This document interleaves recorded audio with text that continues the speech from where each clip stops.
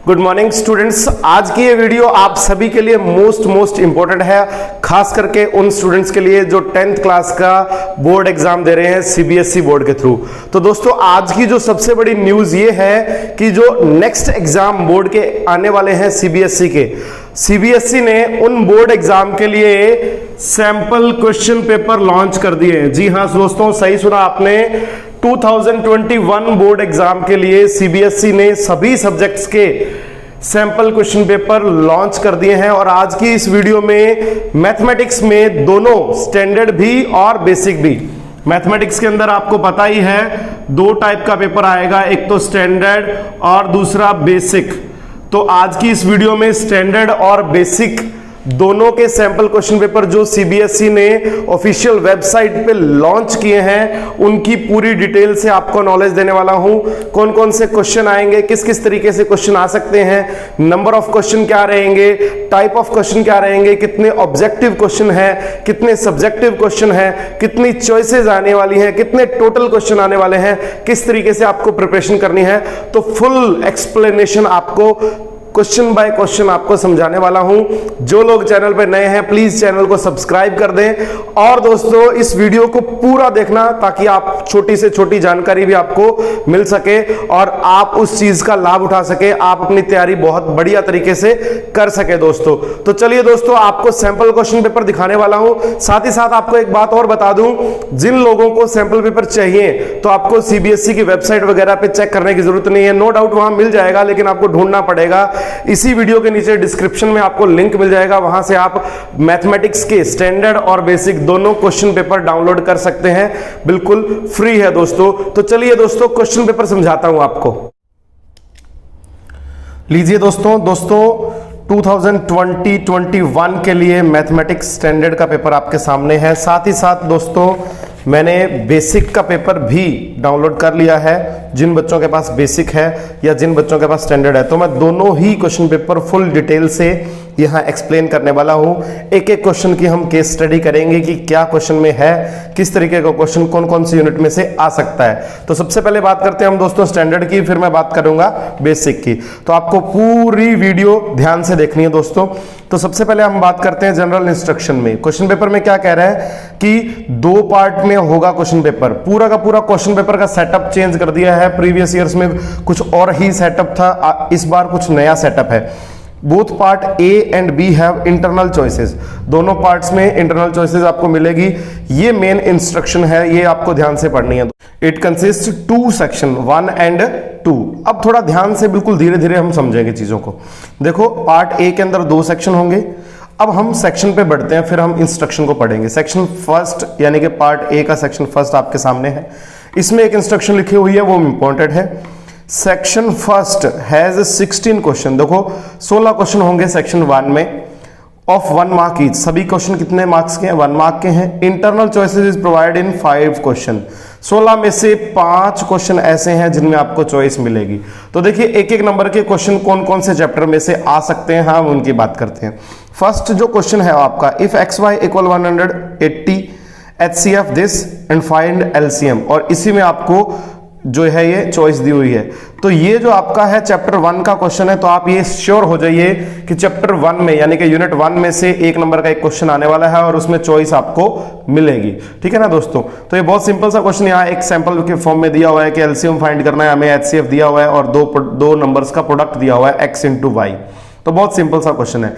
एक आपको साथ में रिक्वेस्ट कर दूं, जिन लोगों को चैप्टर के लिए स्टडी मटेरियल चाहिए या जिन लोगों को सॉल्व्ड वीडियोस चाहिए एनसीईआरटी की, तो इसी वीडियो के नीचे डिस्क्रिप्शन में आपको लिंक मिल जाएगा, आप देख सकते हैं। बहुत सारे चैप्टर मैं ऑलरेडी अपलोड कर चुका हूं और धीरे धीरे बाकी चैप्टर्स में कर रहा हूं दोस्तों।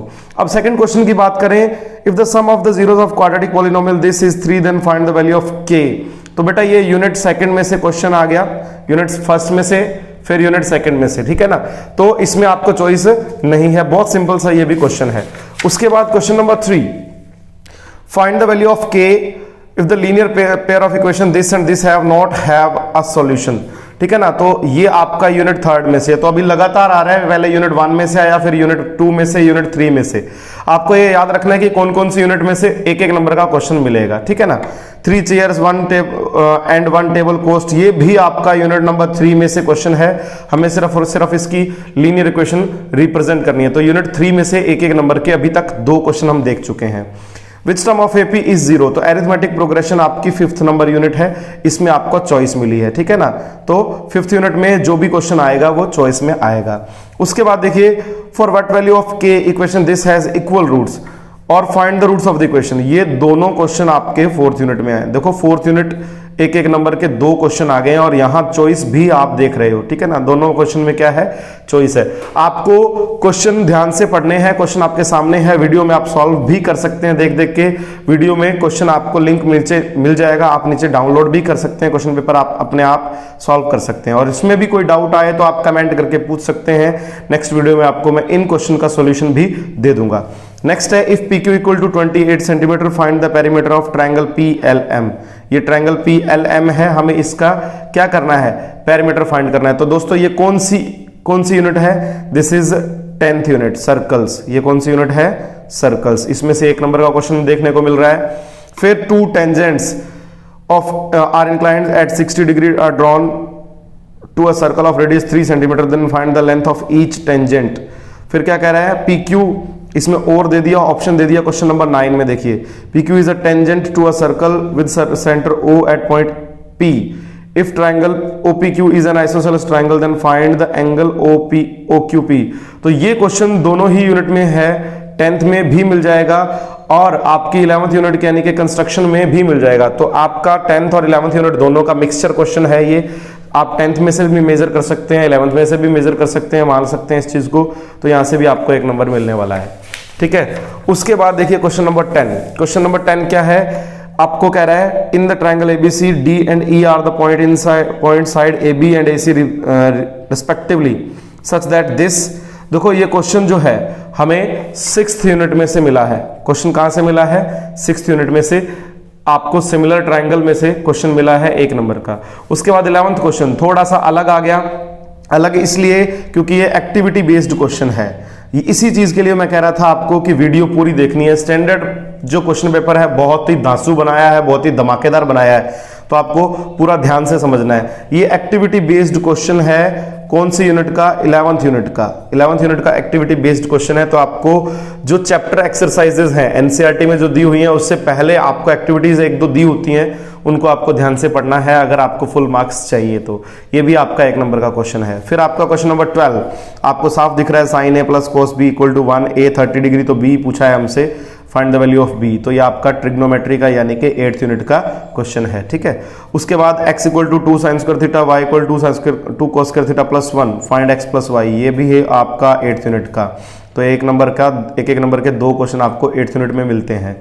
फिर पूछ रहा है लेंथ ऑफ आर्क, सर्कल दे रखा है हमें, लेंथ ऑफ आर्क। बेटा ये 12th यूनिट का क्वेश्चन है, 12th यूनिट का क्वेश्चन है, आपको ध्यान से समझना है। लेंथ ऑफ आर्क का जो फॉर्मूला है 12th यूनिट में है, 1 नंबर मिल गया। फिर 2 solid spheres, sphere, hemisphere, cone, frustum of cone और सिलेंडर, क्यूब, क्यूबॉइड, ये सारे कहाँ हैं, ये 9th में भी 13th यूनिट में थे और 10th में भी 13th यूनिट में है।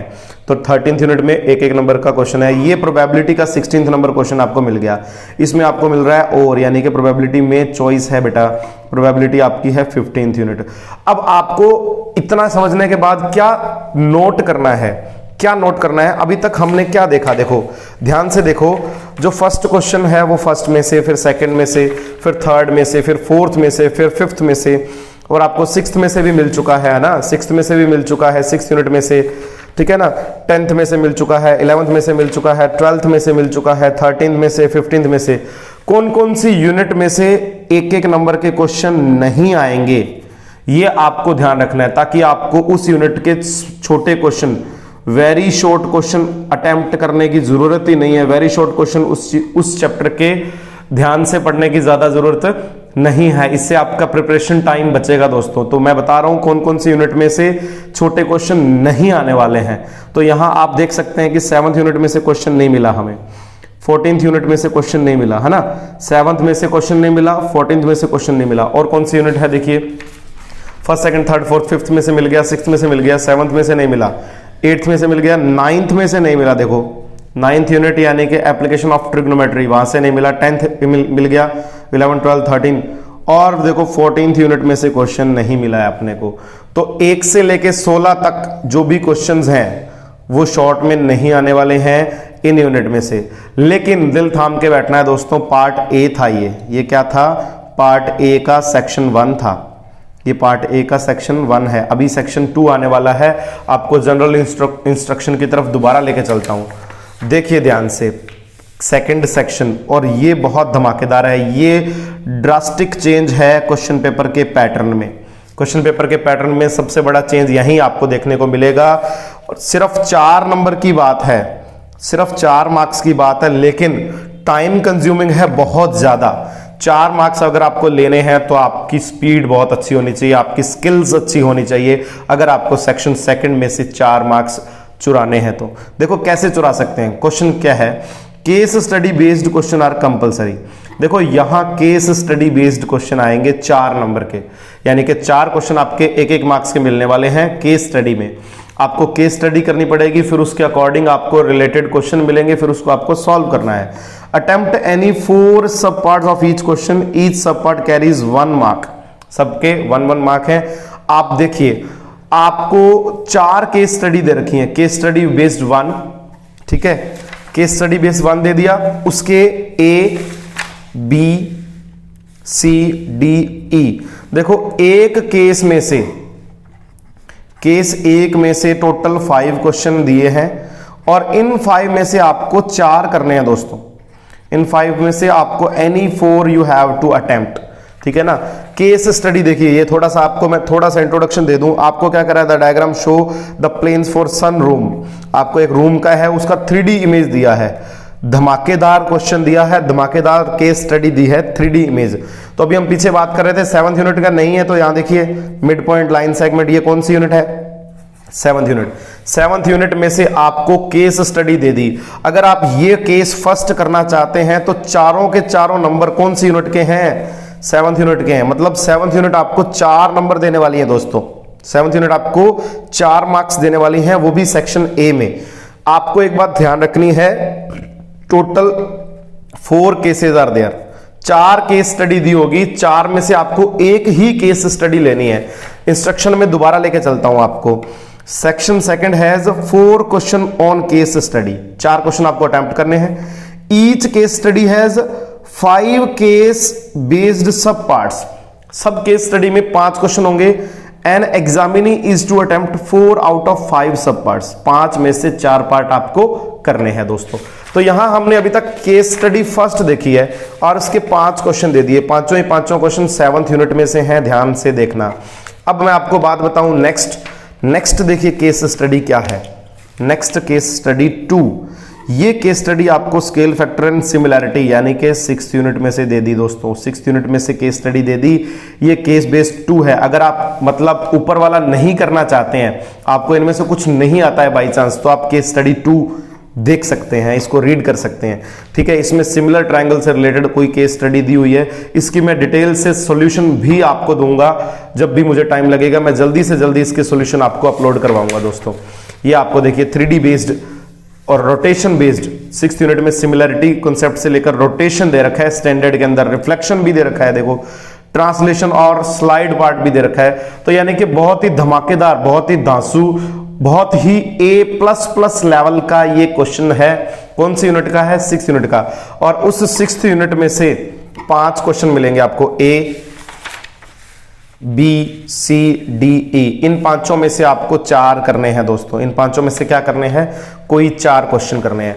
अब देखिए वैसे सीबीएसई ने क्वेश्चन टफ दिया है सैंपल क्वेश्चन पेपर में। यहां एक बात आपको बता दूं, ये क्वेश्चन आपको इजी लगने वाले हैं। क्यों लगने वाले हैं, क्योंकि पहला केस आ गया 7th यूनिट में से, आपके पास ऑप्शन है कि आप या इन पांचों में से कोई भी 4 कर सकते हैं, ठीक है। अगर आपको ये नहीं आते हैं, कोई भी नहीं आते हैं, तो आप केस स्टडी सेकंड देखेंगे, केस स्टडी सेकंड देखेंगे। ये भी बाई चांस नहीं आता है, आप इसको भी छोड़ सकते हैं। फिर आपके पास दोस्तों देखिए case study 3, case study 3, third type का केस स्टडी है। इसमें आपको क्या कह रहा है, application on parabolas, highway, overpass, underpass. देखो हमारी रेगुलर लाइफ में जो हमारी डेली लाइफ में जो कुछ कॉन्सेप्ट्स हैं जो डायरेक्टली यूज होंगे, ये पैराबोला की शेप आपको दे दी है यहाँ पे। पैराबोला आपके सिलेबस में वैसे नहीं है, लेकिन पैराबोला की शेप यहाँ पे इंट्रोडक्शन दे दिया था आपकी कौन सी यूनिट में, आपकी सेकेंड यूनिट में, आपकी सेकेंड यूनिट में, और कुछ इंट्रोडक्शन इसका आपकी फोर्थ यूनिट में भी है। देखिए सेकेंड यूनिट से रिलेटेड आपका ग्राफ था एक्सरसाइज 2.1 में, आपको अगर याद हो तो एक्सरसाइज 2.1 में आपका ग्राफ है सेकेंड यूनिट के अंदर। उस ग्राफ से रिलेटेड ये क्वेश्चन है ए के स्टडी के अंदर, A B C D E. तो 5 क्वेश्चन है दोस्तों, 5 में से कोई भी आपको 4 करने हैं। फिर आपका फोर्थ केस स्टडी, यानी कि तीनों में आपको स्टार्टिंग में कोई प्रॉब्लम है, आप तीनों को छोड़ दो, आप लास्ट वाला 4 कर दो। टोटल 4 केस स्टडी आपको दिए हैं, टोटल 4 केस स्टडी है। चारों में से कोई भी आप अटेम्प्ट कर सकते हैं, एनी वन, कोई भी एक केस आपको उठाना है और उसी एक केस के 4 क्वेश्चन करने हैं। यानी कि भर भर के चॉइस दी हुई है इस क्वेश्चन में, भर भर के, इस पार्ट में भर भर के चॉइस दी हुई है, आपको चॉइस करनी है, आपको जो अच्छा लगे वो करना है। लेकिन मैंने आपको स्टार्टिंग में बताया कि ये सेक्शन आपका टाइम कंज्यूमिंग रहने वाला है। आपको पहले केस पढ़ना पड़ेगा 4 नंबर के लिए, फिर हर क्वेश्चन, 5 क्वेश्चन दिए हुए हैं, 5 मार्क्स लेने, 5 क्वेश्चन दिए हुए हैं, 5 में से आपको कोई भी 4 क्वेश्चन अटेम्प्ट करने हैं। तो बेटा टाइम कंज्यूमिंग है ये क्वेश्चन, तो आपकी स्पीड मैटर करती है, ठीक है ना। अभी हम बड़े क्वेश्चन पे तो पहुंचे नहीं है, क्वेश्चन क्या है 1-1 नंबर के। ये देखो ये क्या कह रहा है, ये आपका स्टैटिक्स आ गई शायद, बिल्कुल बिल्कुल बिल्कुल, मीन मोड मीडियन देख सकते हैं आप, ये स्टैटिस्टिक्स आ गई, यानी कि 14th यूनिट आ गई। 14th यूनिट में से 4 नंबर आपको मिल सकते हैं अगर आप केस स्टडी ये करते हैं तो बेटा ये तो था 1 से लेके 20 क्वेश्चन, जिसमें आप देख सकते हैं कि सेक्शन 1 में 16 क्वेश्चन थे, सेक्शन सेकंड में 4 केस स्टडी थी, चारों में से कोई एक करनी थी और उसके 4 क्वेश्चन, 16 और 4 20। अभी तक हमने सिर्फ 20 मार्क्स का काम किया है, अभी तक हमने सिर्फ किसका वर्क किया है, 20 मार्क्स का वर्क किया है दोस्तों, सिर्फ और सिर्फ 20 मार्क्स। अब बात करते हैं पार्ट बी। अब अपने को ज्यादा टाइम लगने वाला नहीं है, जल्दी जल्दी मैं आपको समझाता जाऊंगा।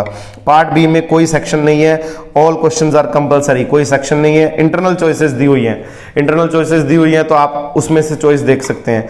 3 bell ring in interval this, all the bell rang at 6 AM when the 3 bells will the ring together next। कौन सी यूनिट का क्वेश्चन है, फर्स्ट यूनिट का, LCM HCF से रिलेटेड क्वेश्चन है, फर्स्ट यूनिट का 2 नंबर का। फिर x एक्सिस इक्विडिस्टेंट, बहुत सिंपल NCERT बेस्ड क्वेश्चन है, इसमें आपको ऑप्शन यानी कि इंटरनल चॉइस मिल जाएगी। ये 2-2 नंबर के क्वेश्चन है, ठीक है ना, 2-2 नंबर के क्वेश्चन आ गए, ठीक है। इसमें आपको ज्यादा दिमाग लगाने की जरूरत नहीं है, ज्यादा यहाँ समझने की जरूरत नहीं है। फिर आपके 3-3 मार्क्स के क्वेश्चन आ गए, देखिए 3-3 मार्क्स के क्वेश्चन आ गए हैं।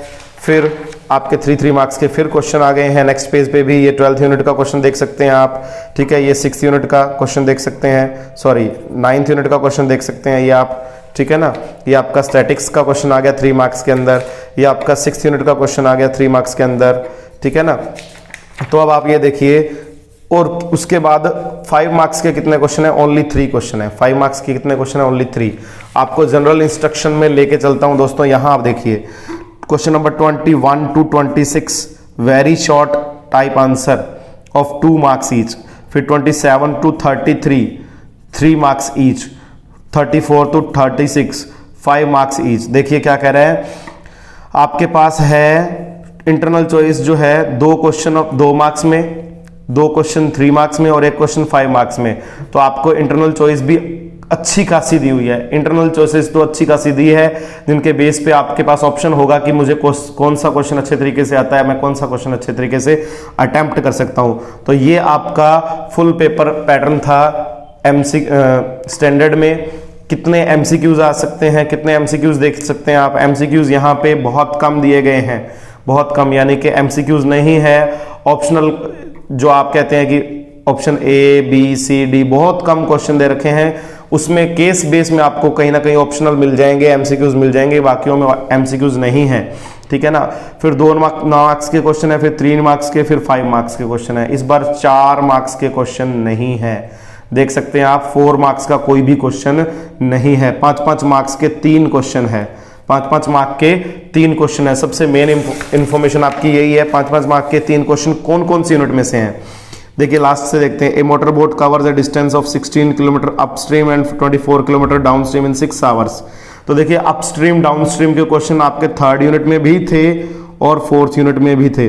तो 3rd और 4th यूनिट आपको 5 नंबर दिला सकती है, ठीक है।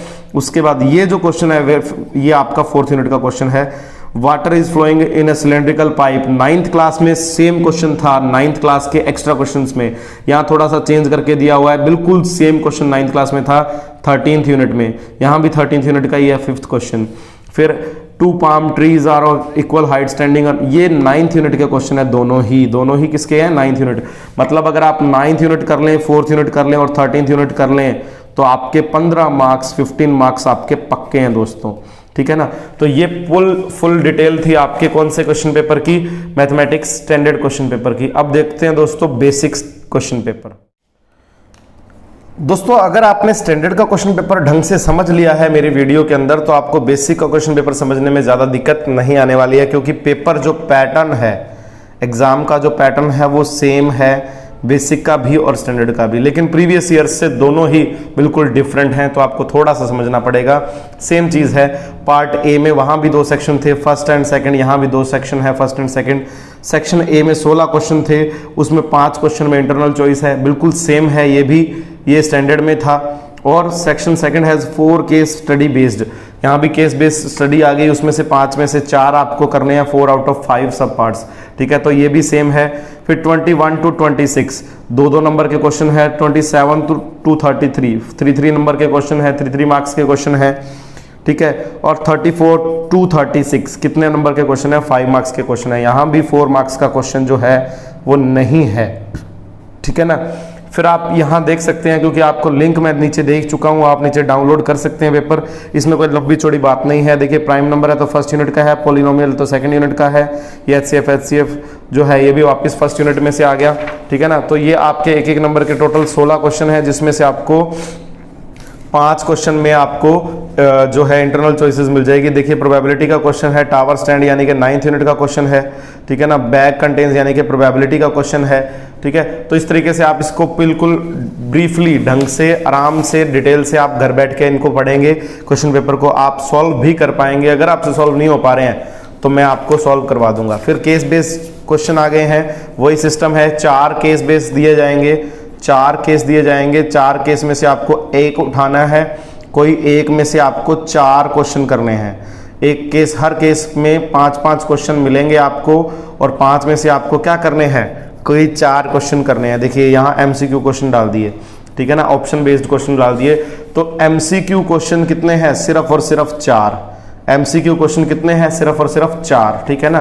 तो जैसे ये केस 1 आ गया, ठीक है, फिर ये केस 2 आ गया, फिर ये केस 3 आ गया आपके सामने, फिर ये केस 4 आ गया। आप देख सकते हैं स्टैंडर्ड में जो केस स्टडी क्वेश्चन थे वो थोड़े हाई लेवल के थे, उसमें 3D कंसेप्ट यूज हो रहे थे, उसमें सिमिलैरिटी क्वेश्चन में यानी कि 6th यूनिट के क्वेश्चन थे, जो सिमिलैरिटी कंसेप्ट था उसमें रोटेशन यूज हो रही थी, ठीक है ना, रिफ्लेक्शन यूज हो रही थी, तो उसमें हाई कॉन्सेप्ट यूज हो रहे थे, थोड़ा डीप क्वेश्चन यूज हो रहे थे। यहाँ डीप नहीं है, यहाँ बिल्कुल सिंपल सा है। बेसिक और स्टैंडर्ड में सिर्फ यही फर्क है कि जो क्वेश्चन का लेवल है वो यहाँ पे लो होगा। बेसिक में क्वेश्चन का लेवल जो होगा वो थोड़ा लो होगा, थोड़ा सा अपर लेवल मिल जाएगा आपको स्टैंडर्ड में, ठीक है ना। फिर आपका पार्ट बी आ गया। क्वेश्चन नंबर 21 से 26 जो क्वेश्चन है वो 2-2 नंबर के मिलेंगे आपको। ये देखिए 2-2 मार्क्स के क्वेश्चन है, ठीक है। क्वेश्चन नंबर 21 से 26। फिर क्वेश्चन नंबर 27 से 33 जो हैं, 27 से 33 नंबर के क्वेश्चन है, 3 नंबर के क्वेश्चन मिल जाएंगे आपको, ठीक है। फिर लास्ट में 3 क्वेश्चन जो हैं वो 5 मार्क्स के हैं। देखिए 34, 35 और 36। एक बात आपको बता दूं, जब तक बोर्ड का ब्लूप्रिंट आप नहीं देखेंगे तब तक आप ये अंदाजा नहीं लगा सकते हैं कि कौन सी यूनिट में से कौन सा क्वेश्चन आएगा। ब्लूप्रिंट को ढंग से पढ़ना और उसको ढंग से समझना बहुत बहुत जरूरी है। आने वाले टाइम में ब्लूप्रिंट पे भी एक वीडियो मैं अपलोड कर दूंगा, जिससे आपको अच्छे तरीके से समझ में आ जाए कि कौन सी यूनिट में से कौन कौन से क्वेश्चन कितने कितने मार्क्स का डिस्ट्रीब्यूशन जो है, कौन कौन सी यूनिट में से कितने कितने मार्क्स के क्वेश्चन आने वाले हैं दोस्तों। तो ये वीडियो आपको कैसी लगी, इसमें आपको ओवरऑल इंफॉर्मेशन जो है वो आपके यूजफुल है या नहीं है, आप नीचे कमेंट कर सकते हैं। और फिर भी कोई प्रॉब्लम आए तो आप नीचे कमेंट जरूर कर देना। और साथ साथ आपको बता चुका हूं कि अगर आपको एनसीईआरटी सॉल्यूशन की वीडियोस चाहिए तो आपको नीचे डिस्क्रिप्शन में लिंक मिल जाएगा। प्लीज वीडियो को लाइक कर दें और चैनल को सब्सक्राइब करना ना भूलें दोस्तों। अगर वीडियो अच्छी लगी तो प्लीज प्लीज प्लीज इस वीडियो को शेयर जरूर कर देना। Thanks students.